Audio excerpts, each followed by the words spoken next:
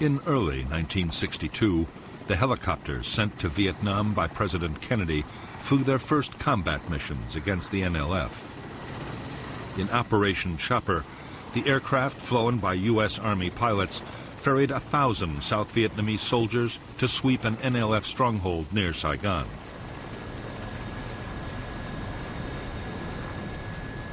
It was the beginning of a whole new phase of the conflict.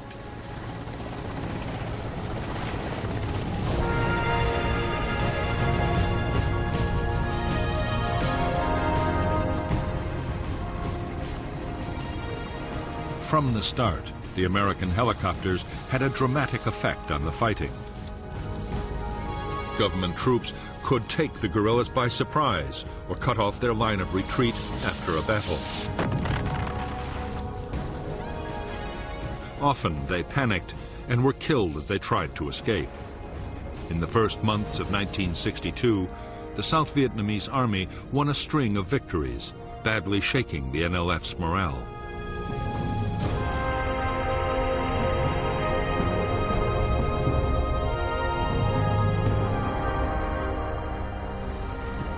Using helicopters for offensive operations called for a whole new set of tactics.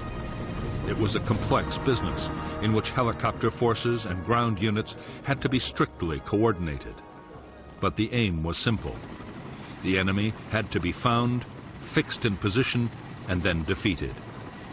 Government troops called it spear and net. Later, it would become known as search and destroy.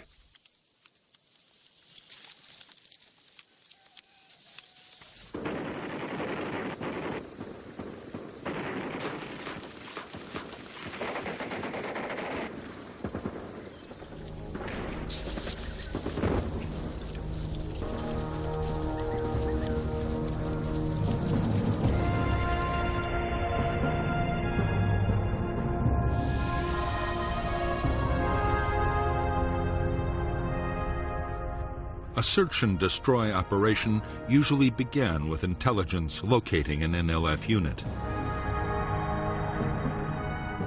The task then was to place forces to cut off the enemy's retreat. If there was a river nearby, South Vietnamese gunboats were deployed in blocking positions. Infantry on foot and in armored personnel carriers were moved in overland. Meanwhile, American helicopters loaded up with government troops rendezvoused with their escort of ground attack aircraft.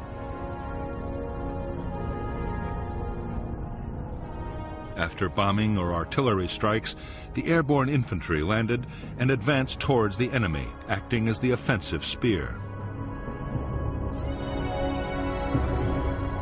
Trapped by the net of blocking forces, the Viet Cong would be forced to do battle and be destroyed by vastly superior firepower, or so the theory went.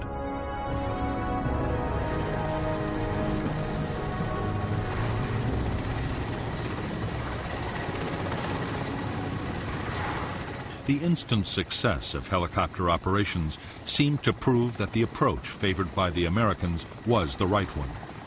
What U.S. advisors wanted now was more and bigger offensive operations.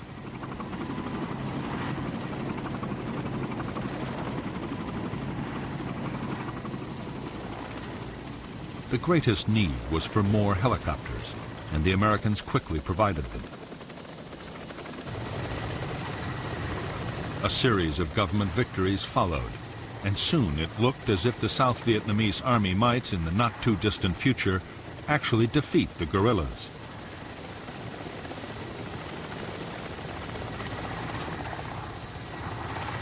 In July 1962, General Paul D. Harkins, head of the U.S. Military Assistance Command in Saigon, reported to Washington that tremendous progress was being made in South Vietnam.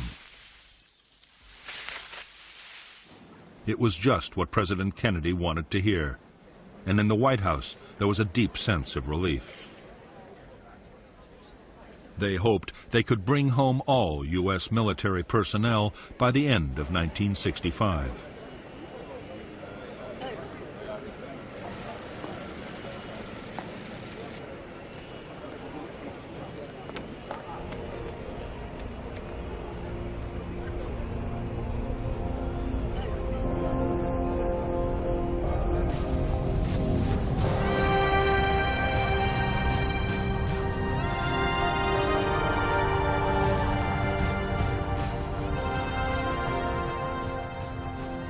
To Ho Chi Minh and the leaders of North Vietnam, the big increase in American military support for the South was deeply troubling.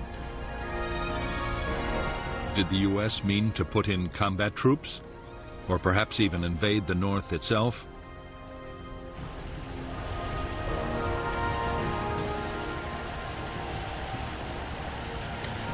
They appealed to the Chinese leader Mao Zedong for help.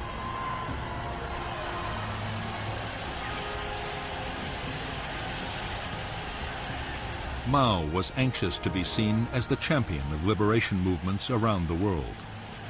He was also determined to counter the American strategy in Vietnam. In the summer of 1962, the Chinese leader promised Ho Chi Minh substantial support for the guerrilla war against the Southern government. Right away, North Vietnam would get 90,000 extra rifles for the Viet Cong.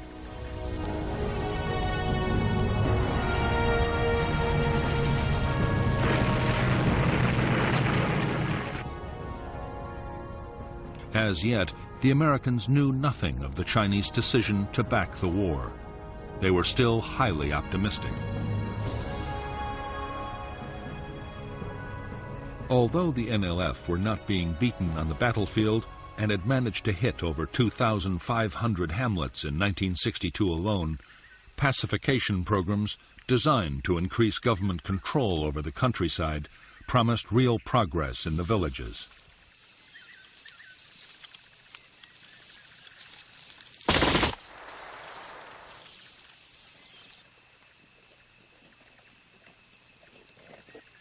In a program coordinated by the Central Intelligence Agency, U.S. Special Forces were working with Montagnard tribal groups in the central highlands of South Vietnam.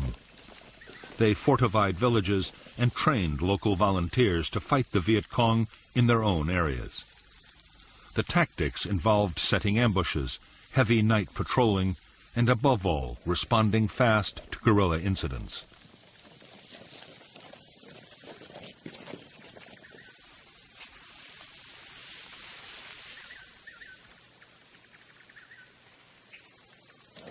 The civilian irregular defense forces created by the American teams were highly effective.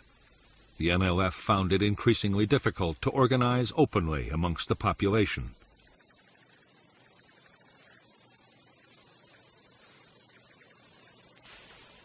At its peak, the program would encompass thousands of villages and hundreds of thousands of people.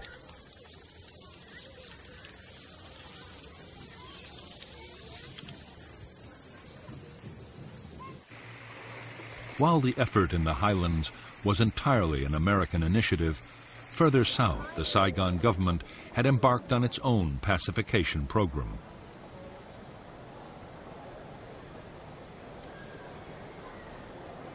Backed by the CIA, called the Strategic Hamlets Program, the idea was to create 11,000 settlements which could defend themselves from the Viet Cong and bring government authority into the countryside. The campaign was a disaster from the start.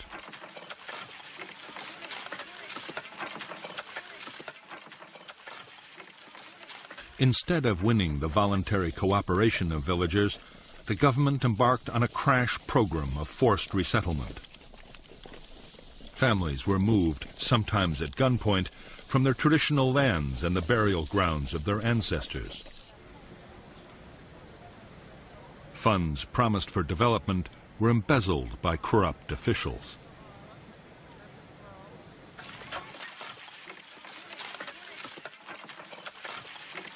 Soon, the strategic hamlets came to be seen by their inhabitants as little better than prisons. The result was a massive upsurge in support for the NLF, who vowed to destroy the strategic hamlets by every means possible.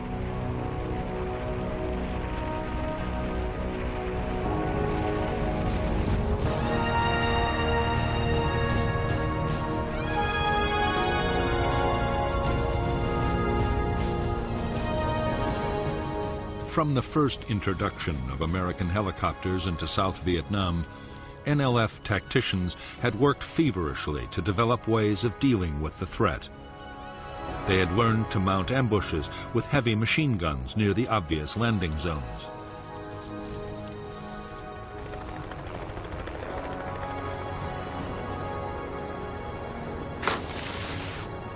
They also practiced breaking up their larger units at high speed and melting into the forests or swamps at the first sign of an enemy sweep.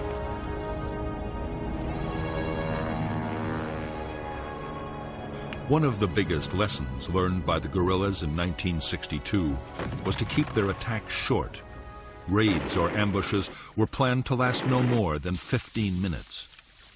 The idea was that even with helicopters, government forces would have too little time to react.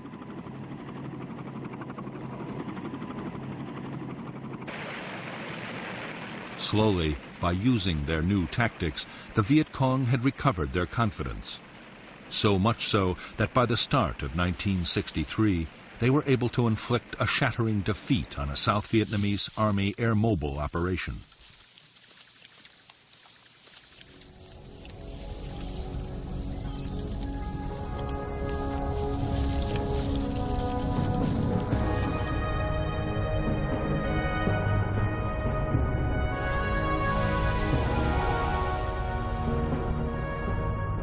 The hamlet of Ap Tan Toi in the Mekong Delta was believed by the South Vietnamese Army to be the location of a Viet Cong headquarters, a radio transmitter, and a small guerrilla force. The Army's 7th Division, with American advice, decided to attack. What they didn't know is that they were walking into a trap. The South Vietnamese Army were lured in so the NLF could for the first time test their effectiveness against militia and airborne units.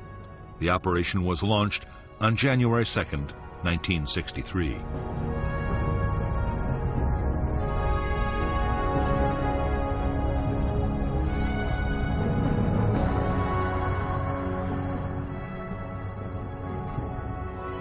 The neighboring hamlets of Ap Tan Toi and Ap Bac were strung out along a raised dike and an irrigation canal.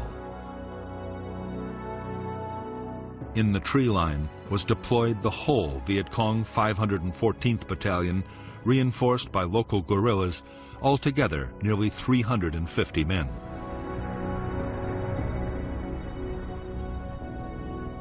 The 11th Regiment of the South Vietnamese Army landed north of Ap Tan Toi and exchanged fire with the Viet Cong. Meanwhile, a Civil Guard task force pushing from the south ran straight into the Viet Cong at Ap Bac and was stopped in its tracks.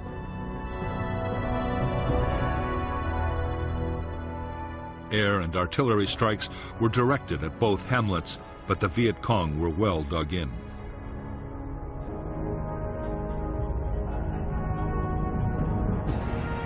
A reserve company of Army troops was landed in transport helicopters to attack Ap Tan Toi. Fire from Ap Bac destroyed 5 aircraft. Next, a company of armored personnel carriers made a disorganized assault on Ap Bac, but was driven off with heavy losses.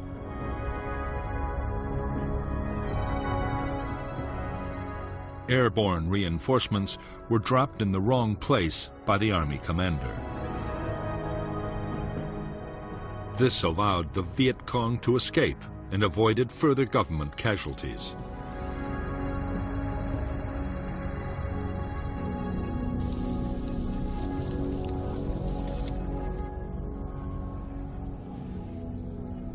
For the Viet Cong, the Battle of Ap Bac was a stunning victory.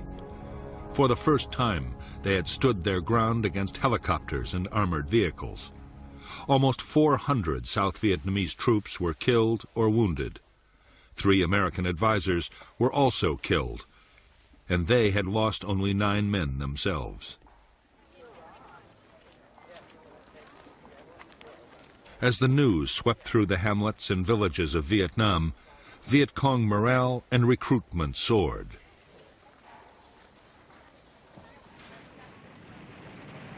After Ap Bac, the guerrillas sharply accelerated the tempo of their operations. Attacks on strategic hamlets were launched almost every day, and hundreds were overrun. The guerrillas hit isolated government forts, tempting sources of arms and radios. Usually, they set ambushes for any army troops that might be sent to the rescue.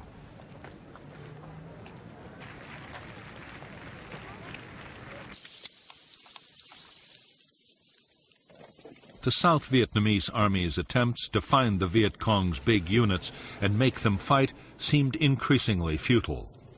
One major sweep after another failed to find the guerrillas in any numbers.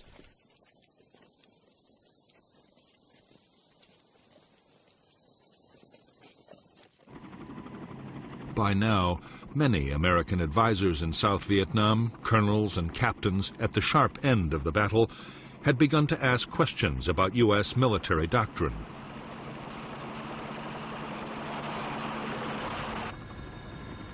They were training the South Vietnamese to depend on big operations and very heavy firepower. As a result, large numbers of civilians were being killed, which could only increase support for the NLF. And in spite of everything, the guerrillas were usually escaping the net.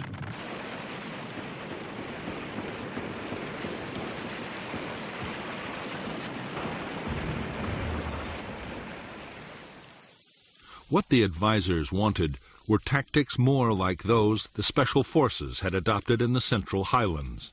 Small unit patrolling, ambushes, and night operations, all the time working closely with local people.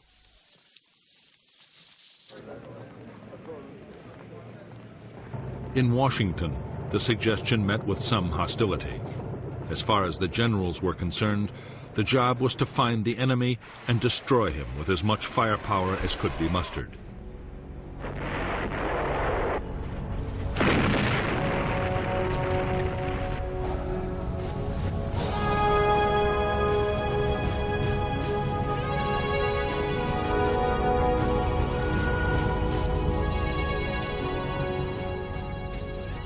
For years, President Diem had filled the ranks of South Vietnam's government officials with fellow Catholics, enraging the majority Buddhist population.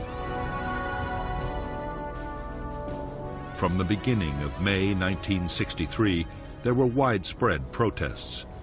Diem reacted violently. The army raided temples. Monks, nuns, and priests were arrested, and demonstrators were shot in the streets by police.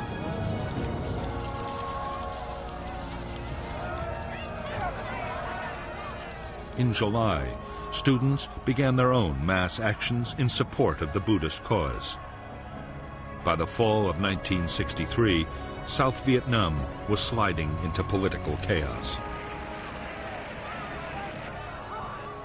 As sheer mismanagement looked set to destroy the country, Army generals directed by the CIA hatched a plan to overthrow the president. American officials, exasperated at Diem's failures, signaled that Washington would not oppose a coup.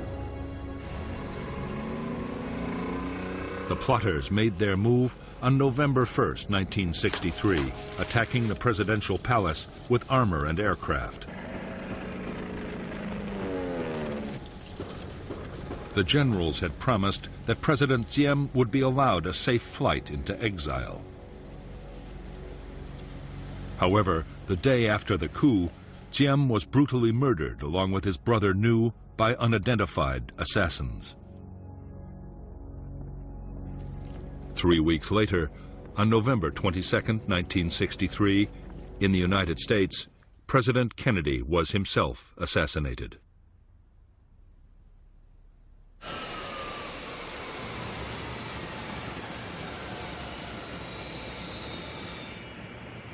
Kennedy's place was taken by his Vice President Lyndon Baines Johnson. Johnson had always been wary of America's involvement with Vietnam. Now he had inherited a strong U.S. commitment to the South. Whatever his private doubts, it was a commitment he was determined to honor.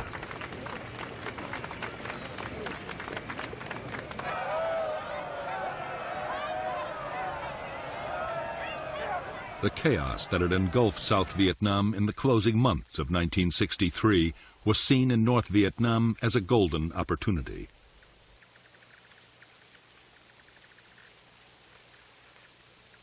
Ho Chi Minh and most of his fellow leaders saw the chance of a quick victory if the war was stepped up fast.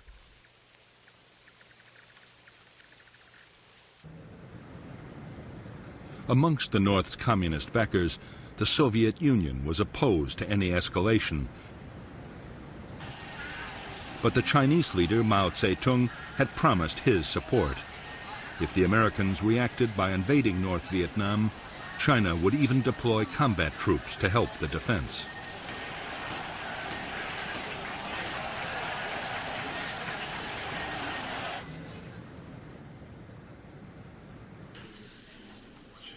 In December 1963 in Hanoi, the Central Committee of the Communist Party approved measures to intensify the war in South Vietnam.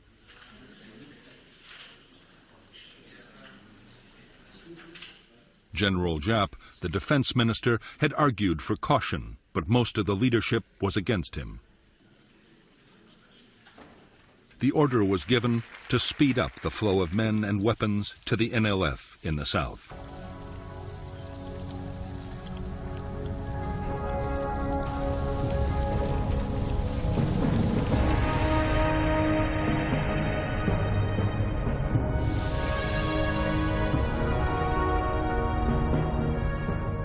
In 1959, a specialized North Vietnamese Army unit, Group 559, had been formed to create a supply route from the north to the Viet Cong in South Vietnam.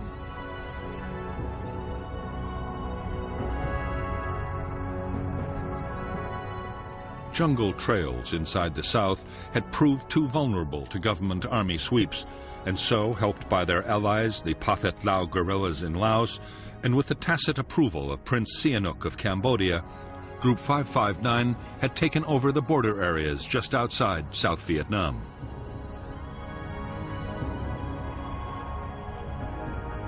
A primitive route was developed, soon known as the Ho Chi Minh Trail, with offshoots into Vietnam along its entire length. By early 1964, the trail was being transformed into a secret jungle highway with depots, air defense, and garrisons of permanent logistics troops. Meanwhile, another unit, Group 579, controlled the infiltration of men and weapons into South Vietnam by sea.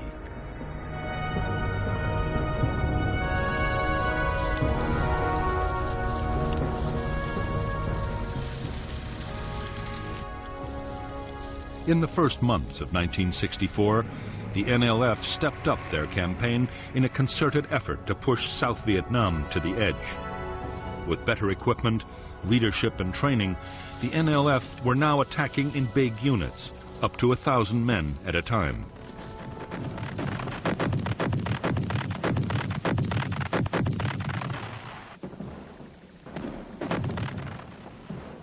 As the guerrillas sensed victory and piled on the pressure, on January 30th, there was yet another military coup in Saigon.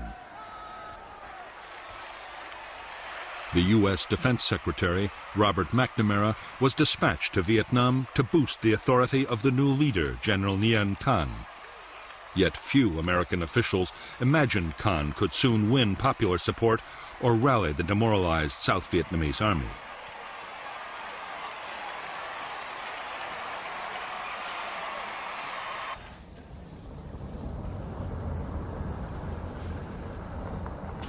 As the crisis in Vietnam deepened, the pressure on President Johnson to take strong action grew almost intolerable. Many of Johnson's political opponents, including the Republican Senator Barry Goldwater, were calling for North Vietnam to be bombed and for U.S. troops to be sent to fight in the South.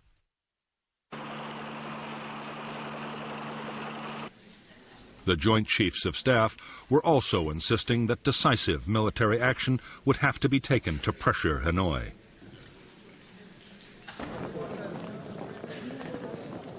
From the start, Johnson doubted that the United States could win a war in Southeast Asia. He also believed that neither Congress nor the American people would approve of open military intervention. However, he did agree to covert actions against North Vietnam, including secret bombing of economic targets and villages along the Laotian border.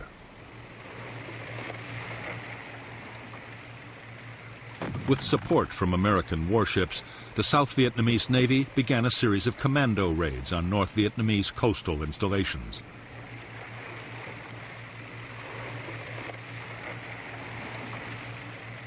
It was one such operation in August 1964 that would set the stage for a dramatic clash between U.S. and North Vietnamese naval forces. In the Gulf of Tonkin, the simmering conflict between the United States and Hanoi was sent spiraling towards outright war.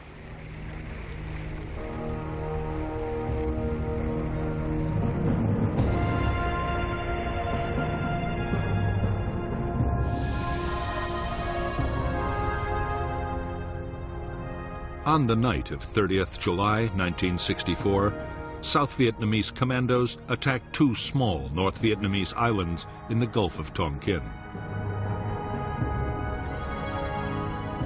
The U.S. destroyer Maddox, an electronic spy ship, was 123 miles south with orders to electronically simulate an air attack to draw North Vietnamese boats away from the commandos.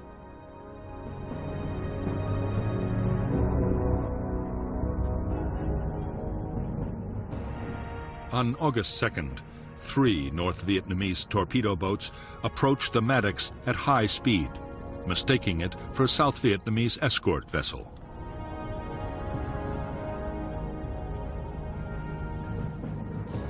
In the engagement that followed, the Maddox sank one of the craft and air support planes damaged the others.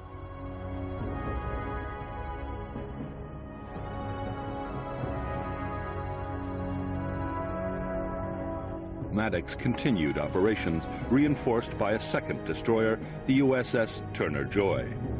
2 nights later, still gathering intelligence and in bad weather conditions, the captain of the Maddox reported that he thought they had been fired on and were about to be attacked. As he later reported, no attack took place.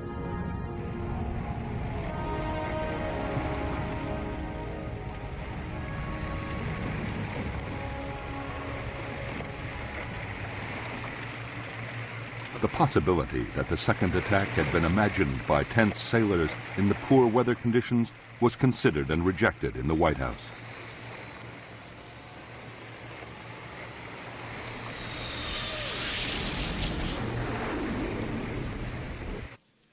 Six hours after the supposed attack, a retaliation against North Vietnam was ordered by President Johnson. American jets bombed 2 naval bases. A major oil facility was also destroyed. 2 U.S. aircraft were lost in the raids.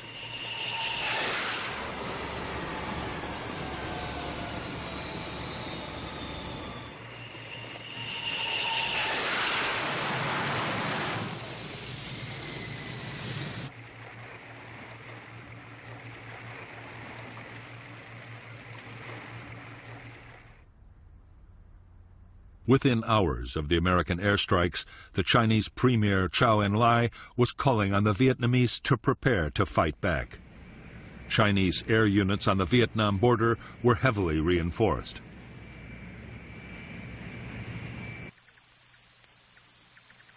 Frantic efforts were made to improve North Vietnam's anti-aircraft defenses. At the same time, jets of the fledgling North Vietnamese Air Force returned to Vietnam from their training base in China.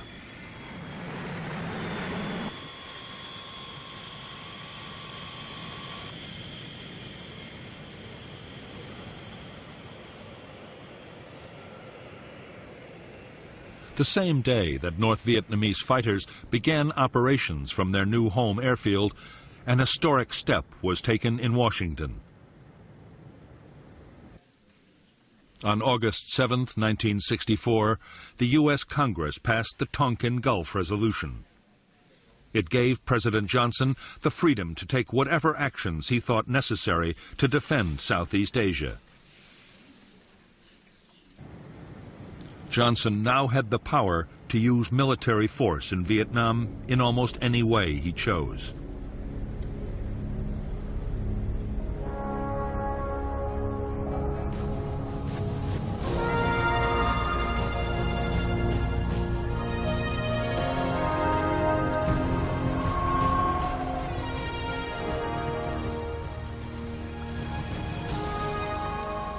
In North Vietnam, there was a growing fear that the United States meant to deploy troops in the south and perhaps even invade the north itself.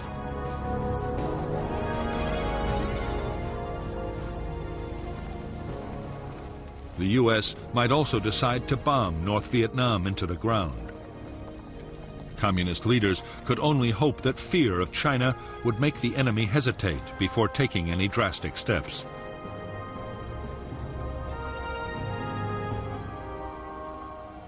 Meanwhile, a bold stroke might win the war in the South before the Americans could intervene.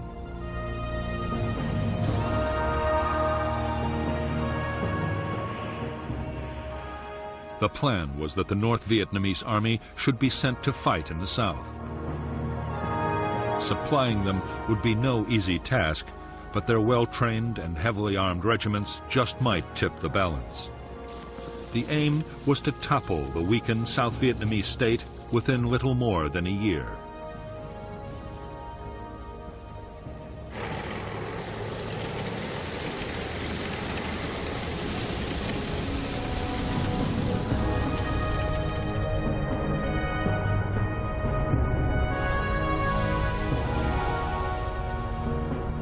The first North Vietnamese army units to be raised and trained for combat in the South were the 32nd and the 33rd Regiments of the 325th Division based at Dong Hoi. The 66th Regiment of the 304th would follow next. The plan was that starting in October, the troops would march for 6 weeks down the Ho Chi Minh Trail and enter South Vietnam's central highlands in early 1965.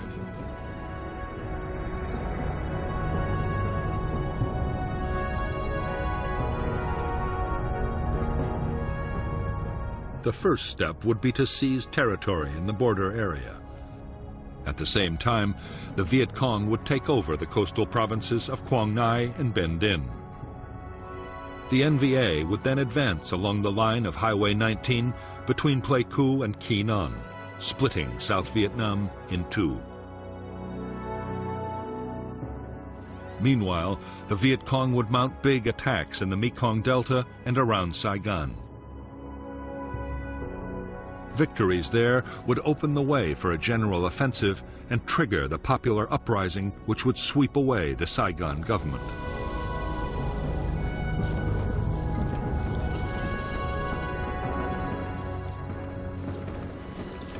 While the North Vietnamese army prepared its divisions for infiltration into the south, the NLF stepped up their campaign. One of their main aims now was to deter the United States from getting more deeply involved in the war. With the U.S. presidential election coming up, reminding Americans that intervention had a price just might pay dividends.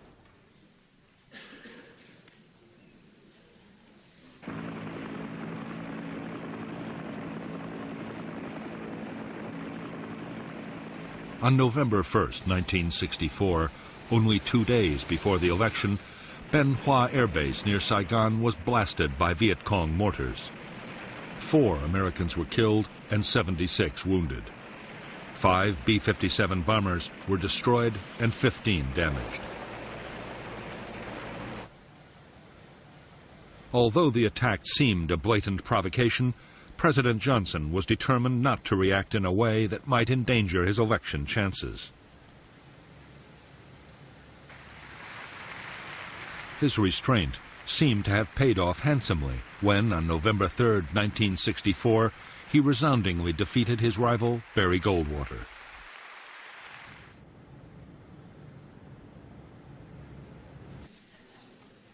By now, Johnson's advisors feared that South Vietnam could be on the brink of collapse. From January 1st, 1965, through to February 7th, 1965, the Viet Cong mounted a series of coordinated attacks across the country. They took and held the village of Binh Gia, only 40 miles from Saigon, severely mauling government army units sent to the rescue.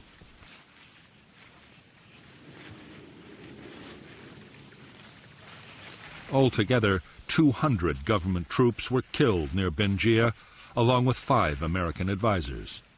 The battle culminated in a devastating ambush that almost wiped out a relief column of elite South Vietnamese Army Rangers.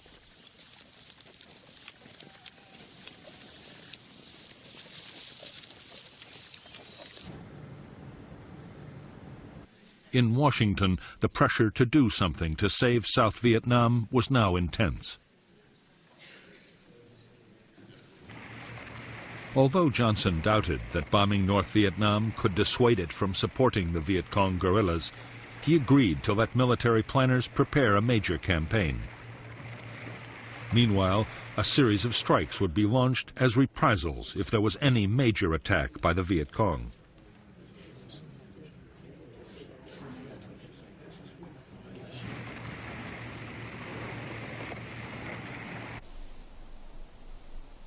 The provocation came on February 7, 1965. A U.S. helicopter base and advisory compound in the central highlands of South Vietnam was attacked by NLF commandos. 9 Americans were killed and more than 76 were wounded. Johnson ordered immediate retaliation, and U.S. Navy fighter bombers were launched to attack military targets just inside North Vietnam.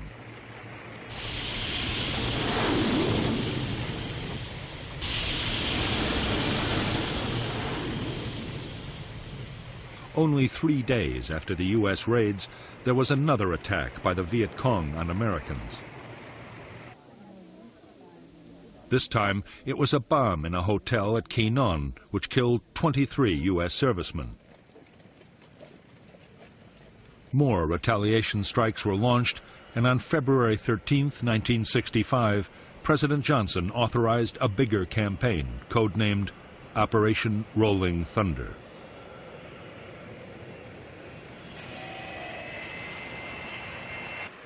Rolling Thunder was to be a limited but long-lasting offensive.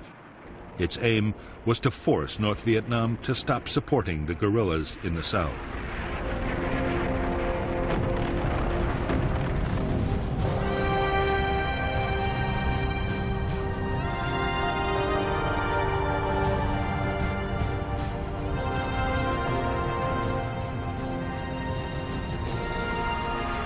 As Operation Rolling Thunder got underway, the chief of the U.S. Military Assistance Command in Saigon, General William C. Westmoreland, grew increasingly worried about the security of bases involved in the campaign.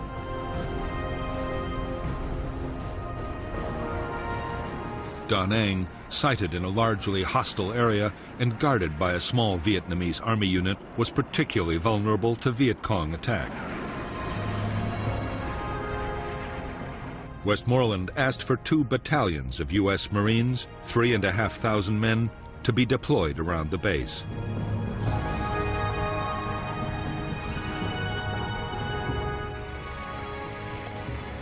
On March 8, 1965, a battalion of the 9th Marine Expeditionary Brigade went ashore at Da Nang. The 2nd Battalion would arrive later by air. The Marines' mission was to be strictly confined to defending the Da Nang base.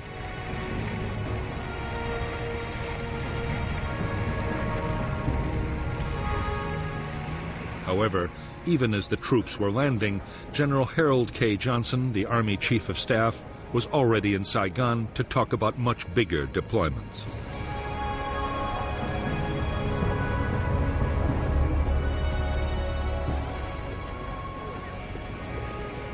General Johnson had been appointed by the President his special representative. His mission was to prompt General Westmoreland and U.S. Ambassador Maxwell Taylor to say what troops they needed to win the war.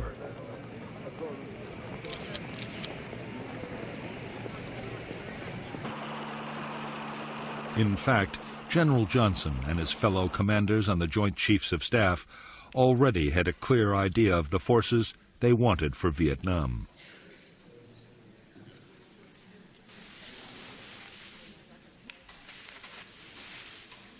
The Joint Chiefs' wish was for 3 divisions, around 70,000 men.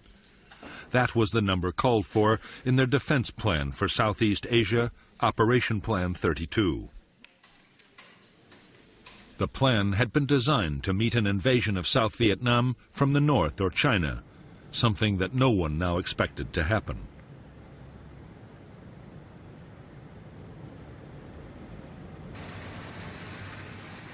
However, as part of the plan, airfields, communications, and other facilities had already been put in place. Now, large numbers of troops could be deployed as soon as the President gave the order.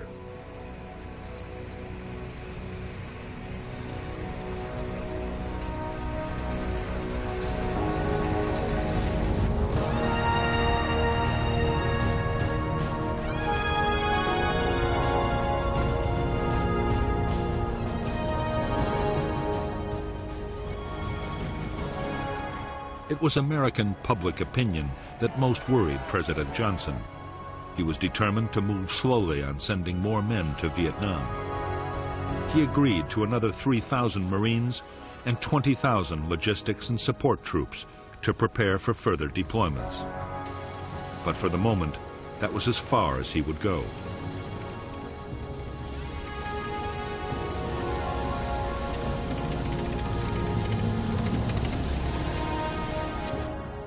On April 7, 1965, at Johns Hopkins University, President Johnson offered economic aid to North Vietnam in exchange for peace.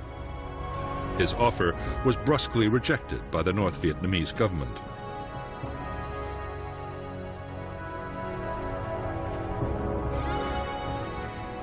Two weeks later, Johnson agreed to raise U.S. combat strength in Vietnam to more than 60,000 troops. Allied forces from Korea and Australia would be added as a sign of international support.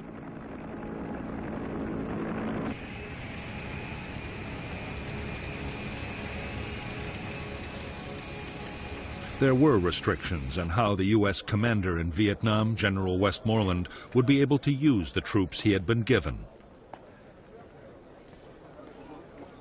They were to operate only inside clearly defined enclaves around their bases.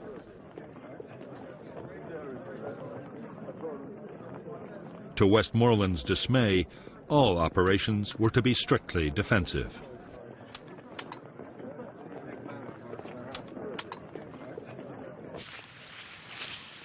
The American policy of defending enclaves would soon be severely tested by the Viet Cong. The guerrillas were planning to unleash a massive offensive. The campaign was designed to inflict the final blows on the tottering South Vietnamese state.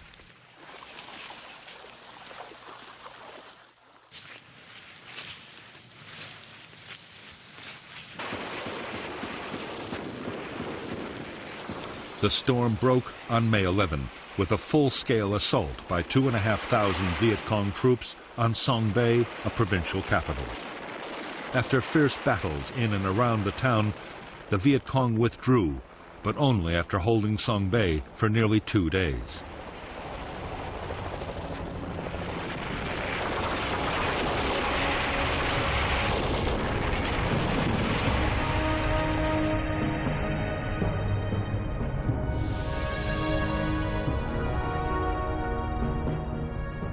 The Viet Cong assault on Song Bay was followed by a series of attacks to within a few miles of Saigon.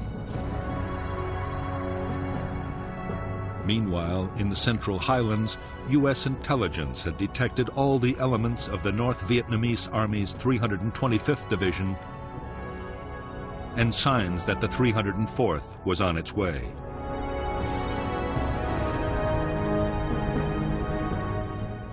There was intense Viet Cong activity in all the central provinces, with a big Viet Cong victory near Ba Jia. On June 10, 1965, at Dong Xoa, a South Vietnamese Army district headquarters and U.S. Special Forces camp was overrun by a full regiment. It was abandoned only after frantic American air attacks.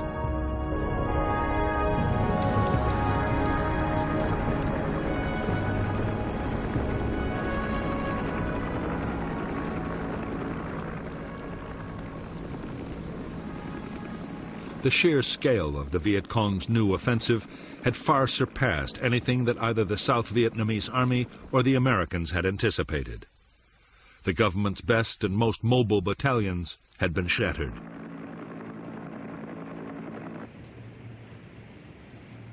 The disaster was followed by political upheaval. A faction of young military officers installed Air Vice Marshal Key as Prime Minister and General Nguyen Van Thieu as President, openly restoring military government.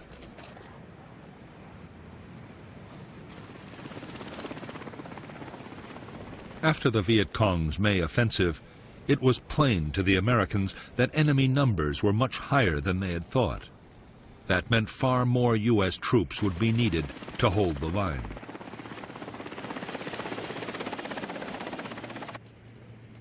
Estimates of just how many kept rising until on June 7, 1965, General Westmoreland asked Washington for 200,000 men.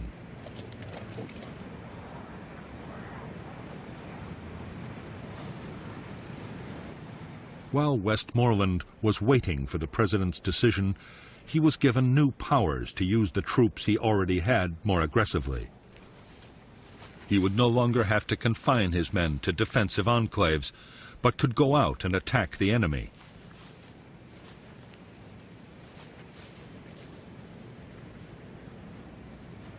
On June 27, 1965, General Westmoreland launched the first purely offensive operation by American ground forces in Vietnam.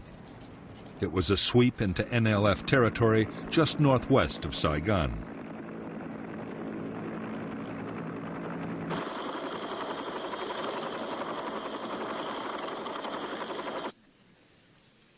A month after the start of offensive operations, President Johnson announced that more troops would be sent to Vietnam. He was still playing down the scale of the commitment, but had already decided to deploy the 200,000 men he had been asked for.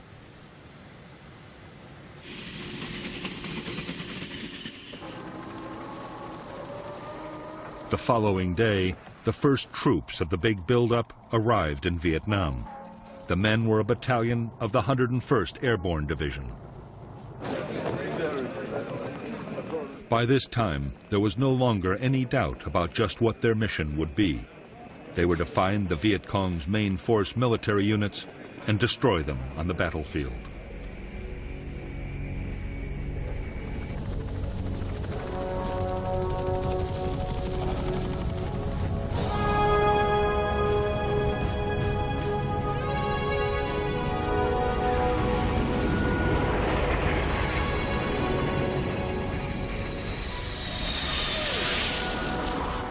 As the buildup of American forces in Vietnam went on, the chances they would be attacked grew by the day. On August 5th, NLF sappers penetrated an oil storage depot near Da Nang and blew up 2 million gallons of fuel. There had been sniping and mortar attacks too, but the real fear was of a large-scale infantry assault overrunning an American installation.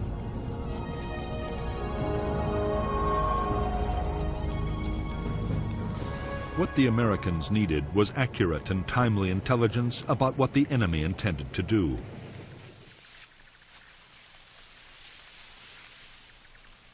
It came when a deserter from the 1st Viet Cong Regiment, a force nearly 2,000 strong, told his captors that his unit was planning to hit the Marine base at Chu Lai.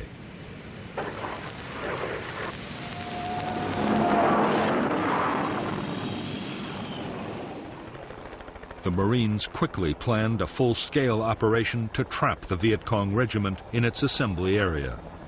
The operation was planned in the strictest secrecy. Codenamed Operation Starlight, and deploying 4,000 troops, it would be the first American regimental-sized battle since the war in Korea.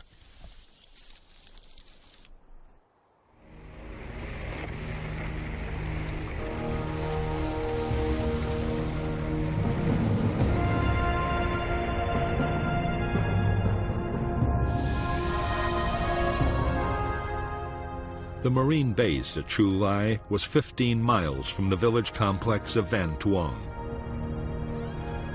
Between the Tra Bong River, the elevation known as Hill 43, and the Phuoc Tuan Peninsula was a fortified Viet Cong base area. There, the 1st Viet Cong Regiment, made up of the 60th and 80th Battalions, had assembled for the attack on Chu Lai. On August 17, 1965, Company M of the 3rd Battalion, 3rd Marines, took up a blocking position on the Tra Bong River. Next morning, the rest of the battalion made an amphibious landing, while 3 more companies were inserted at landing zones Red, White, and Blue. The Marines pushed on from LZ's Red and White, but around Hill 43, near LZ Blue, the entire Viet Cong 60th Battalion was dug in, and there was a fierce battle before the hill was taken.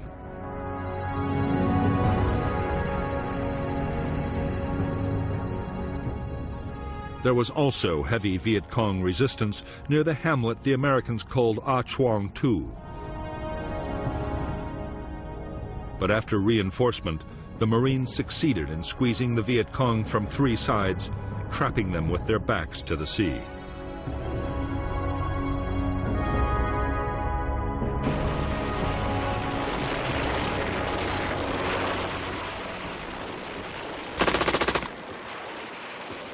In Operation Starlight, it was the early battles that proved the heaviest.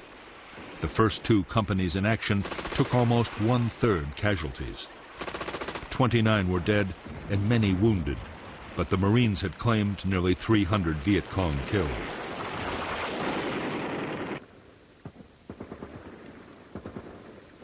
The next 5 days involved only small-scale actions. As the Marines advanced, the Viet Cong, numbed by the shattering naval, artillery, and air bombardments, fought delaying actions as they tried to disengage.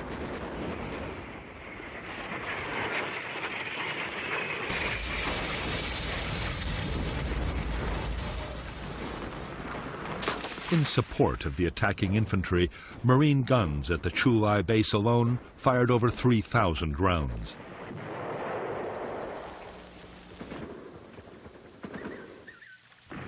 The ships fired another 1,500. Marine air support was so effective that at times aircraft were dropping their bombs within 200 feet of their own troops.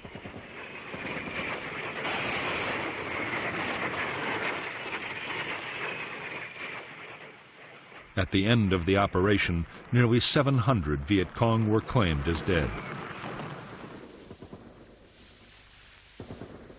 The Marines had lost 45 dead and more than 200 wounded in the battle.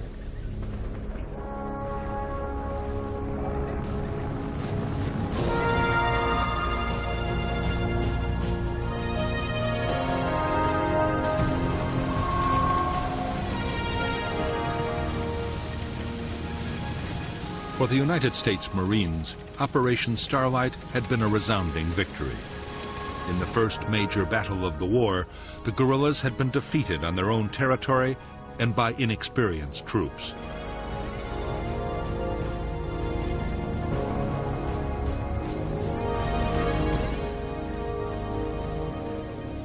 The classic U.S. military doctrine had worked exactly as it was supposed to.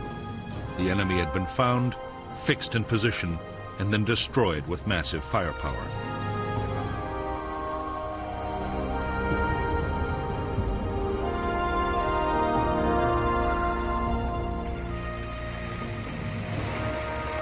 the Marines moved fast to take advantage of their victory in Operation Starlight.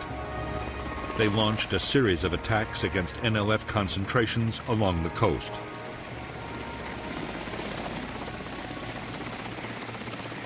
Meanwhile, General Westmoreland's attention shifted to the Central Highlands. There, the threat was posed not by the Viet Cong guerrillas, but by the newly arrived troops of the North Vietnamese Army.